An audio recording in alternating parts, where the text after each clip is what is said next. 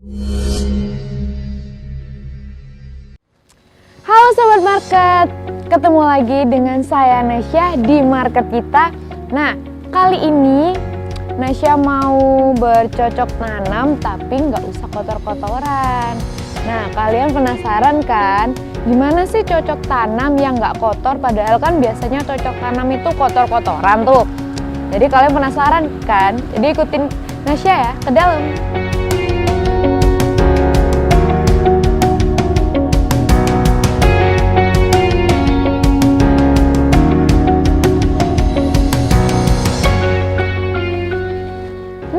Kita sudah sampai di sini tempatnya yang katanya Nasya tadi itu bercocok tanam tanpa kotor-kotoran.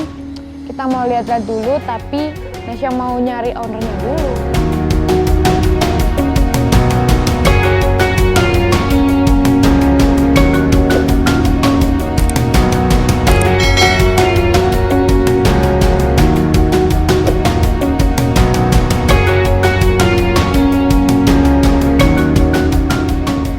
Permisi Pak. Oh iya. Saya Nasya dari market kita. Ya, saya Edo. Oh iya Pak, mau tanya-tanya dong. Ini namanya apa sih tempatnya? Ini kebun hidroponik. Yang ditanam di sini apa aja Pak? Kebetulan yang ditanam di sini cuman ada 2 sih, tapi cuman fokusnya selada. Jadi varian selada yang ditanam di sini. Boleh lihat-lihat dulu nggak Pak? Monggo, monggo, monggo. Sama bapaknya. Iya, siap. Ini selada, semua selada. Yang cuman varian sawi cuman dikit itu sih. Pak, kita boleh tahu nggak gimana proses awal cocok ini? Ya ini. Tanam. Untuk pertama, jadi fase pertama itu di sini. Namanya semai. Jadi ini kan namanya rogbol. Rogbol ini seperti apa? Gabus lah atau spon. Tapi dia beda, khusus untuk hidroponik. Awalnya di sini ditaruh benih. Ini Pak ya? Ya, ini benih putih-putih ini. Taruh sini, didiamkan selama semalam. Paginya langsung dipapar langsung di sinar matahari.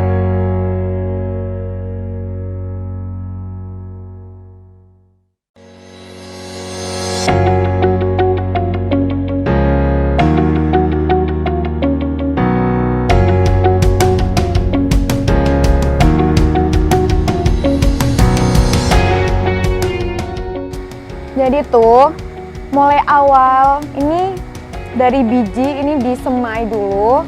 Habis itu habis disemai kan ini namanya apa tadi Pak ya? Pecah benih. Sudah benih. pecah benih 2 hari pindah ke modul sana. Tetap semai juga 11 hari. Tuh, kita mau lihat yang ke sana Pak ya. Iya. Nah, dari pecah benih tadi itu langsung disemai di sini Pak. Iya, disemai di sini selama 11 hari ini. Ini kebetulan umurnya 11 hari persis. Jadi kalau yang 11 hari bentuknya seperti ini. Apa ya? Oke. Tuh, jadi bentuknya kayak gini tuh. Akarnya masih putih bersih itu kan. Cuman untuk lumpurnya emang karena kondisinya seperti itu. Jadi biar cepat perkembangannya Pak ya. Ya. Tuh, jadi dari pecah benih ke sini biar ada Oksigen. Ya, oksigen, Tuh. nutrisi semuanya, air mengalir membawa nutrisi, harapannya nanti tumbuhannya lebih bagus. Itu. Terus habis Semai, pindah ke modul peremajaan. kita lihat tuh teman-teman. Ini peremajaan. Yang peremajaan itu ini. Oh, yang kecil-kecil ini. Ya, kelihatan dari jaraknya. Kalau untuk peremajaan jaraknya lebih pendek. Oh, gunanya kenapa kok dipendekin Memaksimalkan tempat sih sebenarnya sih. Soalnya kan ini kalau semisal peremajaan kita kasih jarak yang pembesaran itu kan rugi kan, masih ada space yang kosong. Soalnya kondisinya masih kecil. jaraknya? Oh. Tuh.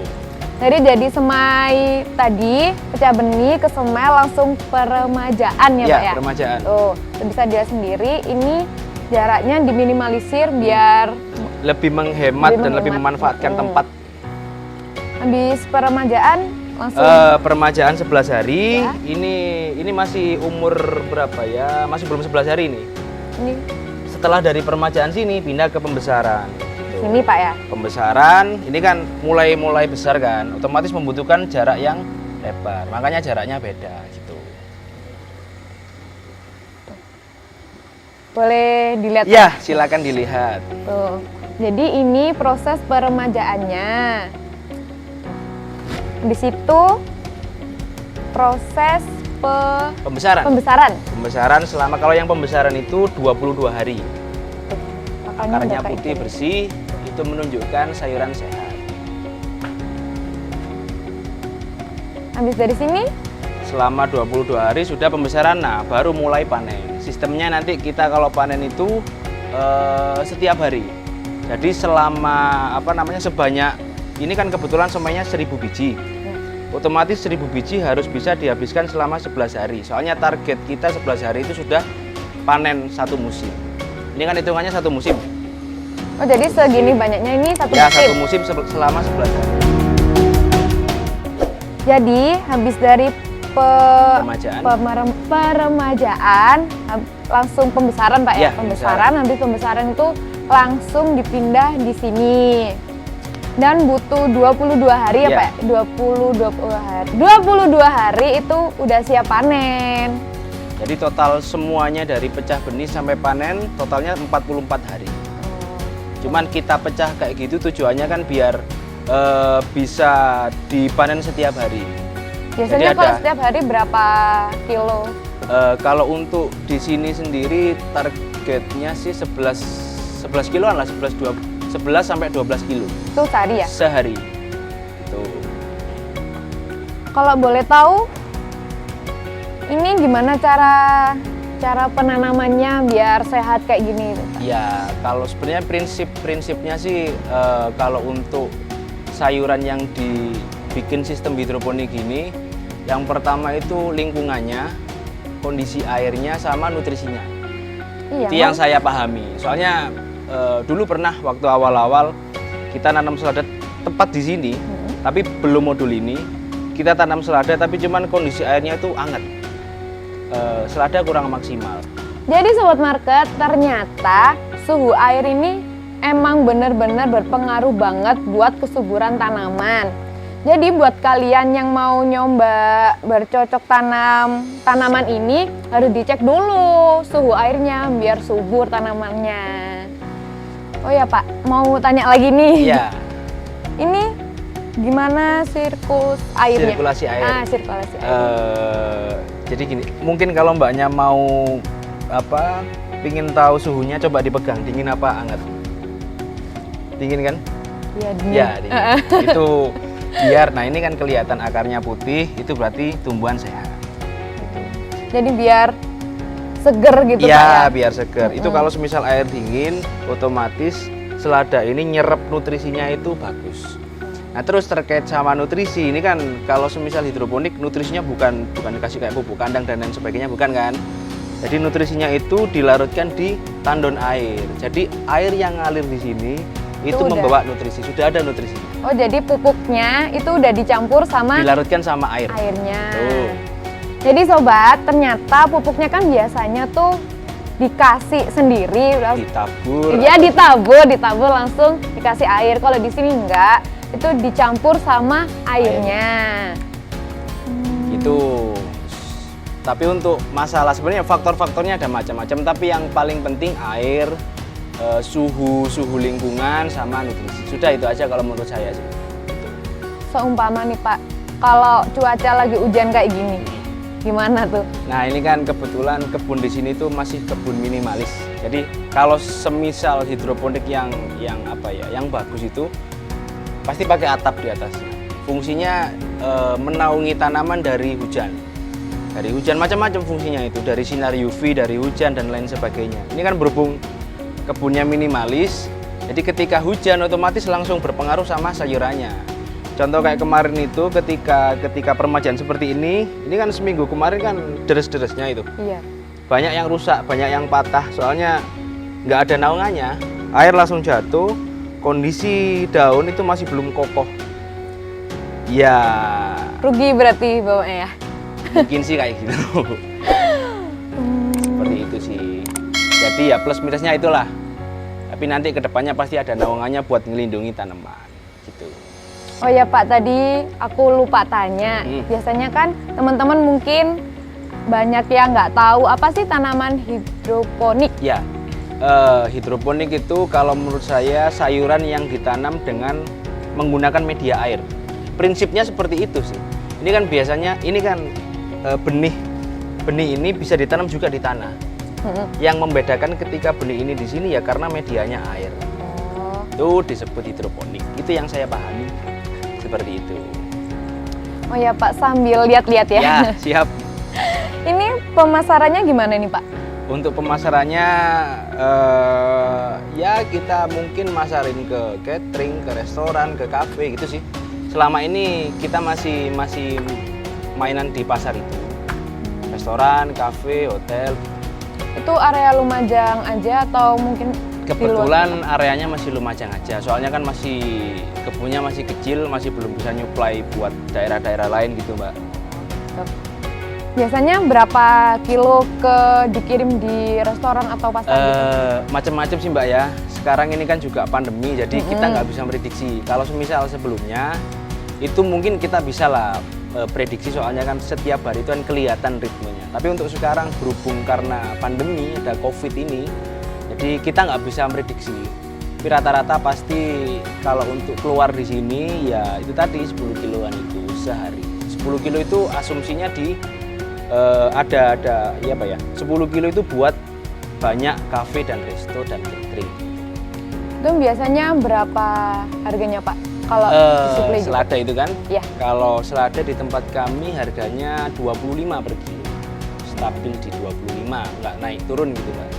Jadi tetap stabil di situ ya Tetap musim harganya? hujan, musim panas 25. Tapi nanti kalau semisal ada kendala-kendala itu nanti bisa ya ada kondisi-kondisi yang kita harus nyampaikan lah. Contohnya kayak sebelumnya itu pernah kita naikkan gara-gara waktu itu kondisi benihnya susah. Kondisi benihnya susah, harga jualnya itu juga buat beli benih itu memang naik. Otomatis saya kan harus bilang ke konsumen ngasih pengertian bahwasanya ini nggak bisa kalau 25 harus naik. Jadi naik ya? Itu sih. Oh ya, mungkin Sobat Market ini mau mencoba apa ini namanya cocok hidroponik. tanam hidroponik. Modal awalnya Bapak dulu awal ini gimana? Kalau ini berarti ngomongin masalah perjalanan Mbak. Iya, berjalan mulai awal. Jadi, pertama itu saya hidroponik. Awalnya sih cuman iseng-iseng sih Mbak, karena saya itu suka bercocok tanam, tapi bukan hidroponik, cocok tanam di tanah. Habis cocok tanam kok saya kebetulan waktu itu lagi booming hidroponik. Lah, kemudian saya nyoba tuh hidroponik. Coba dengan menggunakan pipa waktu itu medianya itu. Buat media airnya itu menggunakan pipa. Kebetulan kok bisa ditanam, hasilnya bagus, terus diberikan ke warga.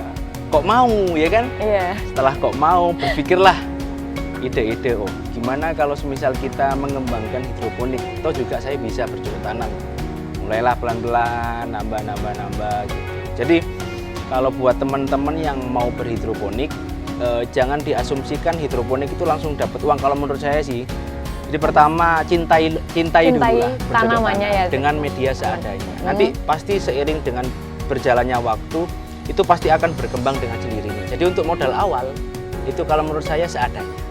Entah itu 100.000, 200.000 atau berapapun itu pasti bisa.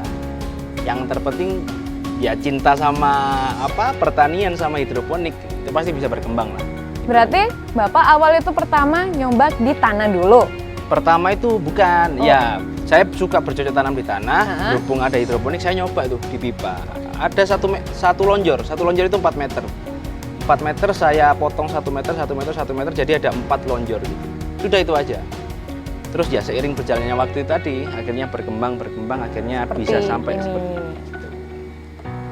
Jadi Sobat Market, buat kalian yang mau memulai usaha tanaman hidroponik ini atau usaha yang lainnya, cintai dulu pekerjaan yang mau kalian lakukan.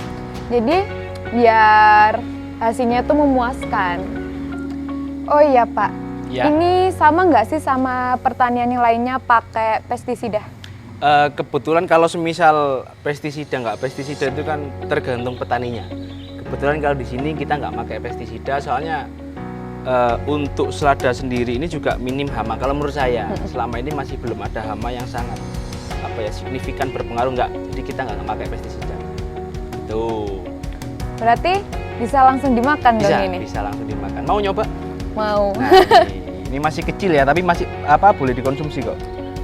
Ini coba dimakan. Nih Sobat Market, saya mau cobain langsung.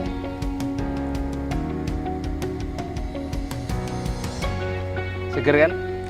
Seger Pak. Oke, itu keunggulannya di sana gitu. Jadi emang bener-bener seger banget ya kalau Ya, tanaman. untuk penyimpanannya juga lebih awet hidroponik daripada yang bukan merendahkan konvensional, Iya. tapi ada bedanya gitu.